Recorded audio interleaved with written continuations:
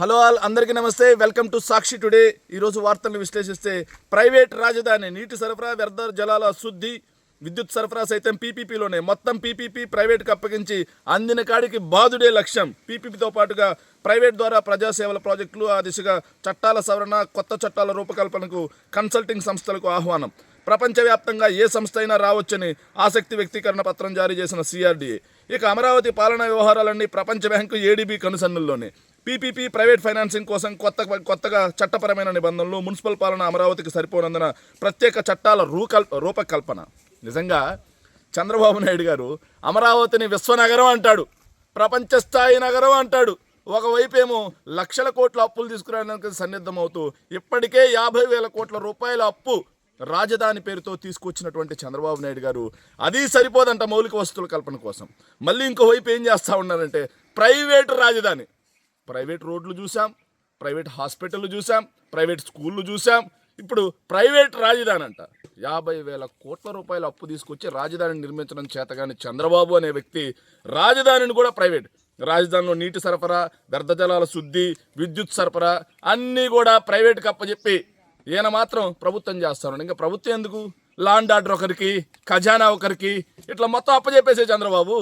ముఖ్యమంత్రి స్థానం కూడా ఎవరైనా ప్రైవేట్ వ్యక్తిని తీసుకొచ్చి కూర్చోబెట్టు.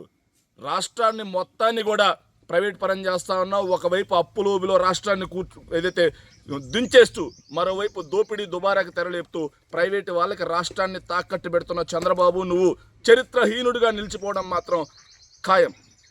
నిన్న జమ్మలమడుగు ఎమ్మెల్యే బీజేపీ పార్టీకి చెందిన అతను ఆదినారాయణ రెడ్డి గారు ఒక మాట మాట్లాడారు. అది చాలా ఆసక్తికరమైనటువంటి మాట. కూటమిలో కమ్మగా ఉంది పాలన అని చెప్పేసి ఒక మాట మాట్లాడాడు. దాన్ని ఉటంకిస్తూ సాక్షిలో కూడా ఒక వార్త వచ్చింది. ఆ వార్త ఏంటంటే కూటమిలో తలా మాట, రాష్ట్రంలో పాలన కమ్మగా సాగుతుందన్నటువంటి బీజేపీ ఎమ్మెల్యే. బీజేపీ రాష్ట్ర నేతల సమావేశంలో ఈ వ్యాఖ్యపై కూటమిలో కలకలం.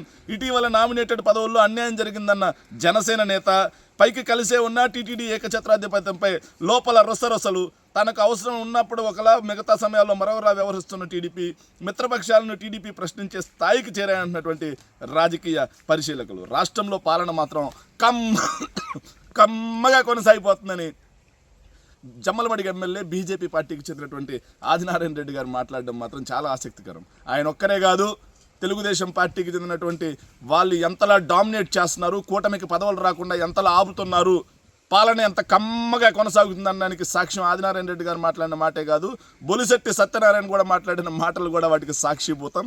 అయ్యా చంద్రబాబు నాయుడు గారు, మీకు అధికారం అప్పచెప్పింది పరిపాలన కమ్మగా కొనసాగించడం కోసం కాదు. పరిపాలన అనేది అన్ని వర్గాలకి సంక్షేమం, అన్ని వర్గాలకి అభివృద్ధి కొనసాగించడం కోసం మాత్రమే ఈ కూటమి అధికారంలోకి వచ్చింది. కాబట్టి మీరు ఎక్కడైనా కమ్మనైన పరిపాలన పక్కన పెట్టి ప్రజా పరిపాలన తీసుకురాకపోతే కూటమే మిమ్మల్ని చీకొట్టే రోజు దగ్గరలో ఉంది. తిరుమల శ్రీవారి యొక్క పవిత్రమైనటువంటి లడ్డూ కల్తీ గురించి కూటమి ప్రభుత్వం ఆందోళన చెందుతా ఉన్నట్టుంది. అయ్యో, మనం పెట్టుకోక దేవుడైనటువంటి వెంకటేశ్వర స్వామితో పెట్టుకున్నాం, ఆయన యొక్క పవిత్రమైనటువంటి లడ్డూకి కలంకం అంటించాం, కాబట్టి మనం మట్టి కొట్టుకుపోతాం, భూస్థాపితమైపోతామని భయం మొదలైనట్టుంది. అందుకే తిరుపతి శ్రీ వెంకటేశ్వర స్వామి యొక్క పాదాల చెంత ఉండే తిరుపతి ఎమ్మెల్యే అయినటువంటి అరణి శ్రీనివాసులు నిన్న ఇచ్చినటువంటి స్టేట్మెంట్ దీనికి సాక్షిభూతం. శ్రీవారి లడ్డూ తయారీలో వాడిన నెయ్యిలో కల్తీ జరగలేదు. ఎన్డీడీబీ సిట్ నివేదికలు ఈ విషయాన్ని స్పష్టం చేశాయి. అబద్ధాన్ని పదే చెబితే నిజమవుతుందనే మూర్ఖత్వంలో ఉన్నారు తిరుపతి ఎమ్మెల్యే అరణి శ్రీనివాసులు స్పష్టీకరణ. నిజంగా అయ్యా చంద్రబాబు అండ్ మిస్టర్ సనాతని పవన్ కళ్యాణ్, మీ కూటమి పార్టీకి చెందినటువంటి తిరుపతి లోకల్ ఎమ్మెల్యే చెప్తా ఉన్నాడేడా, ఎక్కడా కూడా ఎన్డీడీబీ సిట్ నివేదికలో తిరుమలలో జంతు కొవ్వు కలవలేదు అని చెప్పేసి మీరు పదే ఒక అబద్ధానికి రెక్కలు కట్టి ప్రపంచం మొత్తం తిప్పి దాన్ని నిజం చేయాలని చూసినా ప్రజలు ఈరోజు నమ్మే పరిస్థితి లేదు, విశ్వసించే పరిస్థితి లేదు. పైగా దేవుని వెంకటేశ్వర స్వామితో పెట్టుకున్న మీకు ఆల్రెడీ పతనానికి సంబంధించినటువంటి సంకేతాలు మొదలయ్యాయి. ఆ సంకేతాలు ఏంట్రా అంటే కిరణ్ రాయల్, ఆ సంకేతాలు ఏంట్రా అంటే వినూత, ఆ సంకేతాలు ఏంట్రా అంటే అరవ శ్రీధర్, ఇలాంటి సంకేతాలు మొదలయ్యాయి. కాబట్టి ఇకనైనా దేవునితో రాజకీయాలు పెట్టుకున్న ఏ ఒక్కడు కూడా, మళ్ళీ చెప్తా ఉన్నాం, కలియుగ ప్రత్యక్ష దైవం వెంకటేశ్వర స్వామి వెరీ పవర్ఫుల్. ఆయనతో పెట్టుకుంటే, ఆయన అనేవాడు ఉంటే అంతే ఆకాశానికి, తొక్కితే పాతాళానికి తప్పిస్తూ భూమి మీద ఉండే ప్రసక్తి లేదు. కాబట్టి 75 సంవత్సరాల వయసులో మీరున్నారు. రాజకీయ లబ్ధి కోసం మీరు వెంకటేశ్వర స్వామిని వాడు కూడా ఇకనైనా మానేయండి. లాబీయిస్టులకే రాజ్యపూజ్యం. టీడీపీలోని సీనియర్లు సర్దుకోవాల్సిందే. త్వరలో భర్తీ అయ్యే రాజ్యసభ అభ్యర్థుల రేసులో కిలారి రాజేష్ చంద్రబాబు లోకేష్కి అత్యంత సన్నిహితుడు కావడంతో ప్రస్తుతం పార్టీలో హవా. ఆయన రాజ్యసభకు పంపి తన పట్టును మరింత పెంచుకునేందుకు లోకేష్ ప్లాన్. తన మరో ప్రధాన అనునీయుడు సానా సతీష్ రాజ్యసభ ఎంపీ పదవి రెన్యువల్కి అవకాశం. లాబీయిస్టులు సొంత వ్యవహారాలు చక్కబెట్టే వారికే టీడీపీలో కీలక పదవులు. టీడీపీ సీనియర్లు యనమల ఖమ్మం పార్టీ వంటి నేతలు సర్దుకోవాల్సిందేనని సంకేతాలు. నిజంగా ఏదైతే వైఎస్ఆర్ కాంగ్రెస్ పార్టీ అధికారంలో ఉన్నప్పుడు రాజ్యసభ అంటే పెద్దల సభకి వెళ్ళే వాళ్ళు ఎవర్రా ఉంటారంటే ఆర్ కృష్ణయ్య. పెద్దల సభకి వెళ్ళే వాళ్ళు ఎవర్రా ఉంటారంటే పార్టీలో లాయల్గా పనిచేసినటువంటి వ్యక్తులు, పార్టీలో బీసీ ఎస్సీ ఎస్టీ సామాజిక వర్గాలకు చెందిన వ్యక్తుల్ని పెద్దలకు సభకు పంపించినటువంటి గొప్ప సంస్కారం వైఎస్ఆర్ కాంగ్రెస్ పార్టీది. అయితే ఈరోజు అదే రాజ్యసభకి ఎవరు వెళ్తున్నారా అంటే సానా సతీష్తో పాటుగా కిలారి రాజేష్ అనే ఒక మన ఏదైతే నారా లోకేష్కి సంబంధించినటువంటి అన్ని వ్యవహారాలు, చీకటి వ్యవహారాలతో సహా డబ్బు వ్యవహారాలతో సహా అన్నీ చక్కబెట్టే ఒక కింగ్ పిన్ కిలారి రాజేష్ని మాత్రం అక్కడికి పంపిస్తూ ఉన్నారు. సీనియర్లుగా ఉన్నటువంటి బీసీలు ఎస్సీలు ఎస్టీలు మైనార్టీలకు సంబంధించి ఏ ఒక్కరిని కూడా ఈ తెలుగుదేశం పార్టీ రాజ్యసభకు పంపించినటువంటి పరిస్థితి లేదు.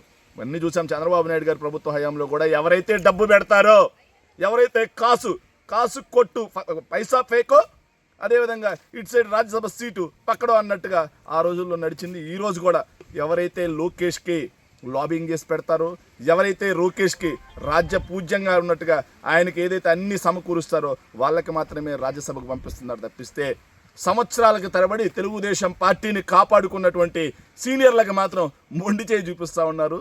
ఇది నిజంగా దుర్మార్గమైనటువంటి పరిస్థితి. అప్పట్లో వైఎస్ఆర్ కాంగ్రెస్ పార్టీ బీసీలని ఎస్సీలని ఎస్టీలని మైనార్టీలని రాజ్యాధికారం ఇచ్చినటువంటి పరిస్థితి అయితే ఈరోజు మాత్రం వాళ్ళకి లాబీయిస్టులకు ఇచ్చుకుంటున్నటువంటి పరిస్థితి ప్రజలన్నీ గమనిస్తున్నారు. లోకేష్ సరైన సమయంలో సరైన తీర్పు నీకు ఖచ్చితంగా వస్తుంది. Thank you. ఈ ప్రభుత్వం అధికారంలోకి వచ్చిన తర్వాత రాజ్యాంగేతర శక్తుల ప్రమేయం పెరిగిపోయింది. ఈ ప్రభుత్వంలో రాజ్యాంగేతర శక్తుల లాబింగ్ పెరిగిపోయింది. రాజ్యాంగేతర శక్తుల యొక్క శక్తి ఈ ప్రభుత్వంలో పెరిగిపోయింది. వాళ్ళ ప్రమేయం పెరిగిపోయింది అనడానికి ఉదాహరణ ఈ వార్త. పెండింగ్లో పోలీస్ ఫైల్, ఐపీఎస్ల పోస్టింగ్లపై పీఠముడి, వర్గపోరుకు చిక్కిన బదిలీల ప్రక్రియ, డీజీపీ గుప్తా ప్రతిపాదనలకు రిటైర్డ్ డీజీపీ ఠాకూర్ చెక్, సీఎంఓలో తేలని పంచాయతీ. నిజంగా డీజీపీగా ఉన్నటువంటి హరీష్ కుమార్ గుప్తా అనే అతను ఐపీఎస్ల పోస్టింగ్కి సంబంధించి ఒక ఫైల్ తయారు చేస్తే దాన్ని ఆపితే ఎవరు ఆపాలి? హోంమంత్రి గారు ఆపాలి. దాన్ని ఆపితే ఎవరు ఆపాలి? సీఎం గారు మార్పులు చేర్పులు చేయాలి. కానీ రిటైర్డ్ అయినటువంటి డీజీపీ ఠాకూర్ మాత్రం సీఎంఓలో కూర్చొని పోలీస్ యంత్రాంగం మొత్తాన్ని తన చెప్పు చేతుల్లో పెట్టుకొని ఆట ఆడుతూ ఉన్నాడంటే ఆయనేమో రాజ్యాంగేతర శక్తిగా ఆట ఆడుతూ ఉన్నాడు, సీఎం కీలుబొమ్మలా చూస్తూ ఉన్నాడు. ఇక ఏమేమో హోంమంత్రిగా ఉన్నటువంటి ఆమెమో జగన్మోహన్ రెడ్డి గారిని ఎప్పుడు తిడదామా, వైఎస్ఆర్ కాంగ్రెస్ పార్టీని ఎప్పుడు తిద్దామా, లేకపోతే విశాఖ వస్తువుని అక్కడికి వెళ్ళేసి పాటలకి ఎప్పుడు మనం హాయిగా నవ్వుకుందామా అనే పరిస్థితిలో ఉంది తప్పిస్తే ఈ ఐపీఎస్ల పోస్టింగ్ విషయంలో కానీ, అదేవిధంగా రాష్ట్రంలో శాంతి భద్రతల విషయంలో కానీ చంద్రబాబు నాయుడు గారికి పట్టదు, అట్ ది సేమ్ టైం హోంమంత్రి గారికి పట్టదు. సీఎంఓలో మాత్రం ఐపీఎస్ల పోస్టింగ్కి సంబంధించి రిటైర్డ్ ఐపీఎస్, అదేవిధంగా ప్రస్తుతం ఉన్నటువంటి డీజీపీ వీళ్ళిద్దరి మధ్య మాత్రం తొక్కిసలాట జరుగుతూ ఉందంటే కొట్లాట జరిగే పరిస్థితి ఉంది. వీళ్ళిద్దరి మధ్య కొట్లాటలో ఐపీఎస్ అధికారులు మాత్రం బలైపోతూ ఉన్నారు. గ్రంథాలయ ఉద్యోగులకు 2 నెలల నుంచి జీతాలు లేవు. వార్షిక గ్రాంట్ 134 కోట్లు విడుదల చేసింది. వార్షిక గ్రాంట్ 134 కోట్లు అయితే విడుదల చేసింది కేవలం 37 కోట్లే. 1600 మందికి వేతనాలు పెన్షన్లు బంద్. గ్రంథాలయ సంస్థలో దాదాపుగా 2 నెలల నుంచి జీతాలు లేవంట. ఇక పవన్ కళ్యాణ్ గారికి సంబంధించినటువంటి ఆర్డబ్ల్యూఎస్ అయితే 10 నెలల నుంచి జీతాలు లేవు.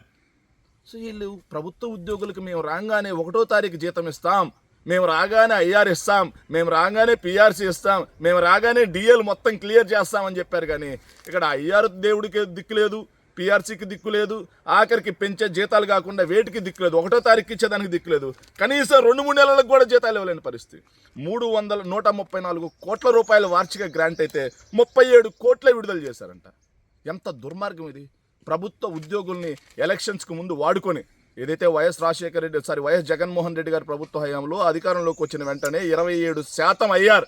వెంటనే పిఆర్సీ చంద్రబాబు నాయుడు గారు పెండింగ్ పెట్టిపోయినటువంటి 2 డిఏలు క్లియర్ చేసి జగన్మోహన్ రెడ్డి గారు మెరుగైన పిఆర్సీతో పాటుగా ఐఆర్ అన్ని ఇచ్చేసి తీసుకెళ్తే మేము రాగానే ప్రభుత్వ ఉద్యోగులకు అది చేస్తాం ఇది చేస్తామని చెప్పేసి బోగస్ మాటలు మాట్లాడినటువంటి చంద్రబాబు నాయుడు అనే ఒక వ్యక్తి కనీసం గ్రంథాలయ ఉద్యోగులకి, ఆర్డబ్ల్యూఎస్ ఉద్యోగులకి, రెగ్యులర్ ఉద్యోగులకి వీళ్ళెవరికి కూడా ఐఆర్ సంగతి దిక్కే లేదు.